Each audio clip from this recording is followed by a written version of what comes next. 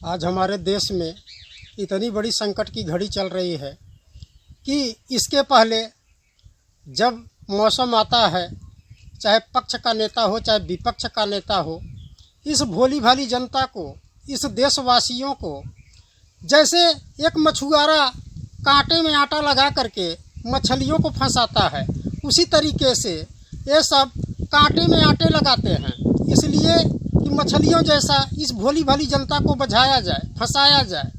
और जो कांटे से आटे लगाने के बाद भी नहीं फंसते, उसको जाल बिछाई जाती है। एक एक से सपने दिखाए जाते हैं। ऐसे सपने दिखाते हैं कि जो बेचारे मजदूर हैं, गरीब हैं, कंगाल हैं, कौड़ी के तीन हैं, उनको रातों रात करोड़पति बनाने का सपना दिखाया जाता है। जब इनका काम निकल जाता है, मछलियों को फंसा करके अपना काम निकाल लेते हैं। आज इस संकट के घड़ी में इस भोली भाली जनता को, मजदूर को, मजबूर को, बेचारों को, बेसहारों को ऐसा छोड़ करके लोगों ने हाथ खड़ा कर दिया है कि जैसे इनसे इनका कोई सरोकार नहीं है। तो इस संकट के घड़ी में वही जो भोली भाली जनता इस्तेमाल हुई, मछलियों जैसा कांटे में फंसी, जाल में फंसी, आज बेसहारा हो गई है। पानी और खाने रोटी के लिए मुहाल है, जैसे कि इनसे कोई ज़रूरत नहीं है। इस नेताओं के, इस मुख्यमंत्रियों के, इस देश के प्रधानमंत्री के टुकुर टुकुर अपनी निगाहें उनके तरफ लगाए पड़ी हैं। सोच रहे हैं कि हमारे नेताजी, हमारे देश के प्रधानमंत्री, हमारे मुख्यमंत्री कुछ हमारे हक में बोलने वाले हैं, कुछ कहने वाले हैं, कुछ नया आदेश देने वाले हैं। ऐसा इंतजार करते करते मुख्यमंत्री लोग कह रहे हैं, घबराइए मत, आप लोगों के सुचारू रूप से आपके घर तक पहुंचाया जाएगा, खाना पानी के साथ पहुंचाया जाएगा, इंतजार करिए। अभी हम गाड़ी का व्यवस्था कर रहे हैं, बस का व्यवस्था कर रहे हैं, ट्रेन का व्यवस्था कर रहे हैं। अरे मुख्यमंत्रियों, अरे प्रधानमंत्री, अरे बड़े नेताओं, आपको समझ में आना चाहिए, जब 2 जून की रोटी नहीं मिलती है तो लोग तड़प करके जान दे देते हैं, भूख से व्याकुल हो जाते हैं, जैसे एक मछली पानी के बिना व्याकुल हो जाती है। कम से कम आप 36 घंटा व्रत रह करके दिखाइए।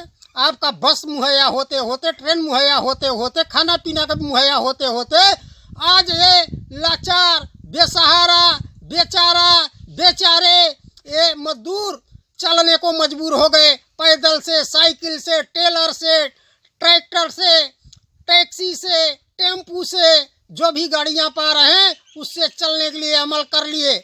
जैसे मुर्गी फार्म में मुर्गियों को ले जाया जाता है गाड़ियों से, उससे भी बदतर स्थिति हो गई है मजदूरों की, मजबूरों की। आज कीड़े मकोड़े से भी बदतर स्थिति है मजदूरों की। ऐसा ये सरेसर अन्याय है। आज हमारे प्रदेश है, अगर कोई महिला चलाने में असमर्थ है, वो चलाने बाइक नहीं जानती है तो बैठ सकती है, लेकिन मजिस्ट्रेट से परमिशन लेकर के, अब बताइए इतनी महामारी के संकट के घड़ी में अगर कोई परिवार का व्यक्ति बीमार हो गया, कोई महिला बीमार हो गई, तो मजिस्ट्रेट के यहाँ जाएगी, वहाँ पास लेने के लिए। पता लगी पास लेते लेते ऊपर का पास बन गया, वो यहाँ से अलविदा हो जाएगी या हो जाएगा। जो मजबूर बेसहारे हैं, कभी ये सरकार दारू को ठीका खुलवा करके पैसा धन इकट्ठा करने की कोशिश की, आज इस गरीब जनता पर इतना बड़ा अन्याय करने जा रही है। अन्याय करना उचित नहीं है, आप न्याय करिए। ऐसा करना सही नहीं है।